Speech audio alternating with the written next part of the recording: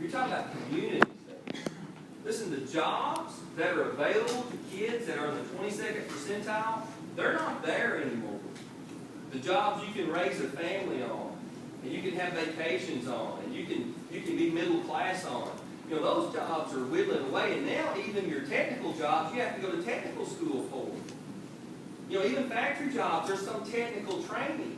And you're talking about a kid, and that's average. So if they're below that, you know, you're severely limiting. Poverty has severely limited this child's lifestyle, and therefore that child's children's lifestyle, and so forth. That's the culture and the cycle of teaching. However, look at what effective teaching does. Not only does effective teaching, studies show, say, gets that child back to 50. It does that automatically. It gets it, like, it negates the effect. But then it also adds 0.98, which is 34 percentile points. What kind of careers do 84 percentile people have? Yeah, pretty good ones. Pretty good ones. Some of them are probably principals. You know? And there's teachers. And you know, I know a few doctors that are 84 percentile. Slaughters wish they said 84 percentile. I'm just joking. So, but, you know, that's a huge difference. So when I talk about things you have to do in your school to raise numbers and be successful, you've got to have good teachers. And you've got to have good teachers that are, you know, that are doing good teaching. And you've got to be in their rooms. You've got to be in their rooms every day. And I'm not saying you got to be like in the room. You know who the teachers are that need your help, and who the teachers are that don't want you to. And you've got to not accept things like lecture. You've got to have them moving around. Poverty studies are going to show that, you know, these kids need to move. These boys are visual learners. If they've got to do things a little bit different, they're going to rock in their seats. They're going to move their legs. You know, you've got to understand that. You've got to have them write about aliens and monsters and ray guns and things like that. And you've got to allow them to do that. And you know, that's just not just for boys. That's just for everybody. You know, you've got to understand that, you know, those kids in poverty, they've had different experiences and different opportunities, and your teachers have to be aware of that, but that instruction will absolutely catch them up. And that's average. And this, when I read this in a book, and by Felicity, when I read that, I thought, that's us. Because people ask me all the time, Brian, how's your school score so well? I know I've got good teachers, but it's hard to explain that. And I'm still not doing a very good job. It's hard for me just to say, well, we got really good teachers. I don't know how we're scoring that high because we're starting out so low. And then I looked at that and I said, that makes sense. That really makes sense to me, because our kids that have, and listen, when those kids got bad teachers in your building, and they come to poverty, we still see those low scores. Now I've got the kids that score high in those good teachers' rooms year after year. So listen, principals, hire good teachers. Hire great teachers. Listen, the way I hire now is completely different than the way I hired 4 years ago. If you're struggling, you better look for all-stars. In this economy, all-stars are out there and they're looking for jobs. You know, you can't get satisfied with good because there's all-stars out there.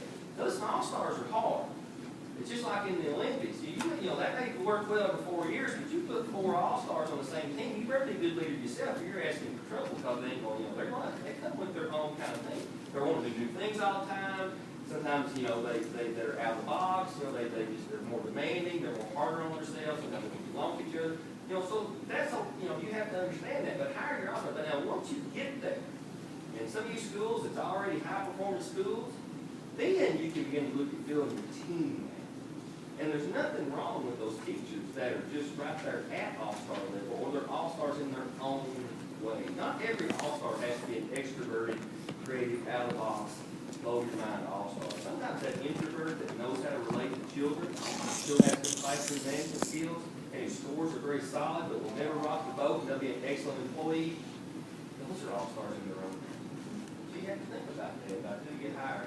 And, you know, and then conversely, we've gone with this a lot. Todd Wicker is probably the best I've ever heard him talk about. And then you've got your teachers that are toxic. If you know that, and there's a difference between being toxic and having low test scores, I understand that. But if you know a teacher is weak and you don't do anything about it, shame on you. Shame on you. And I'm not saying they have bad years. Good teachers have bad years. I had bad years when I was in there. If the data shows that they didn't do well that year, and they last in their grade level, don't panic. Maybe they're a good teacher and had a rough year or a rough bunch, and look at their growth and then encourage them.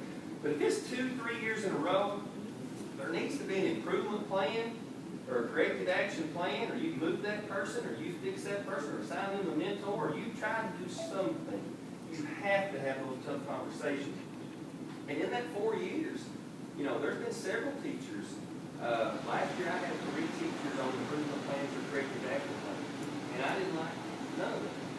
You know, none of it. Hey, we're all good with children. We wouldn't be teachers, we wouldn't be educators, we wouldn't be good with children. All right? We all love kids. We know the hardest part of the job is adults. But you can't not, you know, you can't just let those things go. You can't not address those issues. All right, D. The next one, hey, somebody need to get that? All right. Content, and this is my instruction, and I just want to talk to you a little bit about some of the things. Go ahead and put them all up, D. And I'm not going to talk a lot about, just go back. These are just some of the things that I don't want you to forget about. Oftentimes we forget about instructional assistants and what tool they can be. We all know that the shift towards instructional assistants, the mindset, the philosophy has changed quite a bit. These are the people who used to grade the papers, put the bulletin boards up, and run the copies off. Well, if you have that in your school, that's a great luxury, but they probably need to be working with small groups at some point during the day. They need to learn how they then to segregate data so they've got their own responsibility and their own ownership. That they need to be celebrated as well. So that's one thing that we AmeriCorps, did I have AmeriCorps? I don't know what that is. That's just a conductive thing. You know, I don't know if it's just a conductive thing, but if you can get, if you know, Google it, if you can get AmeriCorps, you need to. For $5,500 a year, you get a full-time employee. It's not people. A lot of times it's like the young people just get a college that gives them $5,500 towards their schooling. So just jot that down and look at that. We have 2 for we're blessed. ESS tutors, I take all my ESS money, I put Title I money, and I put Section 6 money in on that, and I figured out that for 5 days a week, 6 hours a day, which is about $17,000, I can have a tutor there. Well, that's a full-time employee, basically. Okay? And for $17,000 to $20,000 in snow days, it runs it down. You know, I'm getting someone that's, and if you find somebody quality, it's like somebody else you can have in the building. And then volunteers. And I'm very hesitant about that. We all love volunteers, but you know, it is rare the parent that can do a small group or a workshop and things like that. Just be careful with that. You know, use them in other ways. Use them one-on-one. Use them to help read sight words and things like that. But I have had parents teach workshops, and it didn't go that way. And, you know, you have to be willing. And listen, you can't be fussing at the parents. You know, you can't be short. You know, you can't be getting on to them if they don't do it right. They're parents. You know, I mean, you know, kudos to them for trying. But you just have to be aware of that. Okay, we've got this on our list. This is just some of the extracurricular programs. One thing that I used to fuss with my former superintendent about, they just couldn't understand why that every school didn't do the same thing. And I would say, hey, I have a Big 4 school. If we do the same thing, we're going to score last. You know, our kids need more. And so we would, you know, he just couldn't understand that, and we would bump heads, and finally he would just let me start doing some extra. Why do you need that after-school program? We're the only one in the county going to have after-school program. We're the only one in the county going to have a 7 a.m. early bird computer lab. That's because, you know, my kids don't have the advantages some of the other kids do, and I need to do that extra. And by the way, if you want to succeed with high-poverty kids, you got to work harder. That's part of it. You know, one thing that Hunter Hills, they'll tell you is it's a hard place to work and to teach. It's kind of like playing basketball against your bigger brother, and they're better than you at basketball, and they're going to keep beating you at basketball. You're going to hate it until you get good enough to compete with them. So you either get good enough to compete or you hate your job. And a lot of my teachers are very good because it's hard there. I'm not going to tell you all that, but we'll have that list. Look at these. This is just some extra things that we've got. Summer feeding program, snow day feeding program. We have a great grant that pays for some of our kids' dental work, Belgian Foundation. Fruit and vegetable grant, we get 3 fresh fruit and vegetable servings a week delivered to our school. Actual child care, we have every Friday, the church comes in and gives the children a sack lunch, a sack of food to carry home with them, you know, to qualify, good stuff. Family and social, this is, Russell could talk when meeting, talk a little more about that. That's just some for protest. Now, all I'm going to say about that, hold on just a second. All I'm going to say about that is there's a lot of research out there that shows that if you want sustainability with your success with poverty schools, you got to start working 0 to 4. You just have to, and that's almost an impossible thing to do, but you have to. You've got to change that mindset at home. You've got to involve the parents. You've got to work on the parents. I probably deal with parents less than most of my brethren do that have schools that are lower for reduced lunch. Most parents know their rights, they're very concerned, they're in there all the time. My parents just aren't there a lot, so I don't deal with as many complaints. So what you have to do is you've got to encourage those parents to be extra supportive because they're scared of school, they've got a bad, they don't understand school, they've got a bad taste in their mouth about school, and just any way you can, because as good as we are at school, they still, it frustrates me, they still have a big impact on their kids is what happens. You've got to try to involve them in some way. This is just our wish list. I told the guys, sometimes you can tell more about school by what they want to do. Our next step, we're going to have a Fit Kids program. We're trying to do some childhood obesity things. We're getting a personal trainer to come in after school. The kids can pay $1. We'll get sponsors for that. They'll work with them twice a week. We want the churches to offer once a quarter, once a month, a Saturday program from 9 to 12. Get them in there, feed them, and also give them some tutoring, elementary archery and cross country. Our gifted programs is not very good where we're at, so we do a lot of stuff for the low, not that much stuff for the high. Parent classes, job skills, parenting, financial planning, annual trip for 4th graders. We take our 5th graders that want to go to Washington, D.C. They have to have a guardian. But we raise the money and we pay for their way to D.C. every year. We only take about 16 or 17 out of 100. That's all that go. It takes about $550 to $600 for the parents or guardians to get to go. Our superintendent said we cannot use someone else besides a parent or a guardian, and that's probably a good decision. We let them make payments. We let them help us with fundraisers. We say that money won't be an object, and sometimes it is because they just don't want to work it. But we take them to Washington, D.C. That's an awesome trip. And you have to understand, the last 2 years we went, we had a child not get to go because nobody in their family can pass a crime check. And that happens. In fact, I had a sweet little lady sitting in my office. She was about 8. And Russell come told me, said, Brian, she filled out, she was failing on her thing. And I said, well, I'll talk to her. And I said, ma'am, I said, I heard you checked the box and you've been convicted of felony. He said, what happened? She said, murder. I said, okay, so you were charged with murder? No, I was convicted. I killed him in 78. Mr. Bond, I'm a changed man, a changed woman. I said, I've seen the gospel. I said, man, the Bible is full of murderers that are now Christians, but none of them are going to D.C.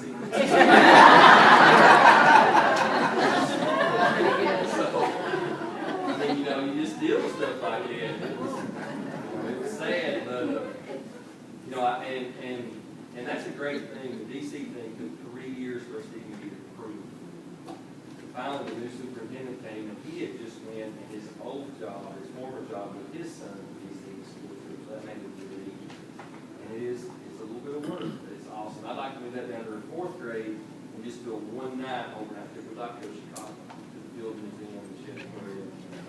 So that's just our wish list. Community and opportunity. We're going to just leave some things that we've got. Go ahead and skip through that, please. And then this is just the celebrations. And all I'll say about that is, oftentimes, your schools, your schools are the ones that's picked on. Your schools are the ones that win the rank. Your schools are the ones that, they don't get the attention that they need, or they get a pat on the back and say, we understand, they really don't understand. And it is super important for your staff. You think I was going to say kids. But it is super important for your staff to see you begin to celebrate at least something small. When I first got there, I was very blessed that when we started the math testing that first year, we were #1 in growth. As we should have been because we were so low we couldn't hardly see this. We had like a page full of asterisks in kindergarten. And one of the parents asked me and argued with me what an asterisk meant. And I almost said, well, here's what it is, honey. If you took 100 kids and you lined up 100 kids, this kid here on the end, okay, then there was a cliff, and at the bottom of that cliff was a hole. And in that hole, that'd be where your child scored. But you can't say that. Because that's not even every kid. That's what an asterisk is. It's not even first percentile. So, we don't have any, we have very few asterisk kids now. But, where our growth was high, and so we celebrated that. We made, crazy T-shirts that said Reading Masters of the Universe and Happy Man on it, and stuff. Just what you could do when we celebrate. And you need to find those things, because there's something out there. And do it by grade level, but do it something for the school as well. That's why I brought the T-shirts. We didn't bring our coolest T-shirts. We couldn't find them. But, you saw the one T-shirt that my teacher told me I could be anything, and said I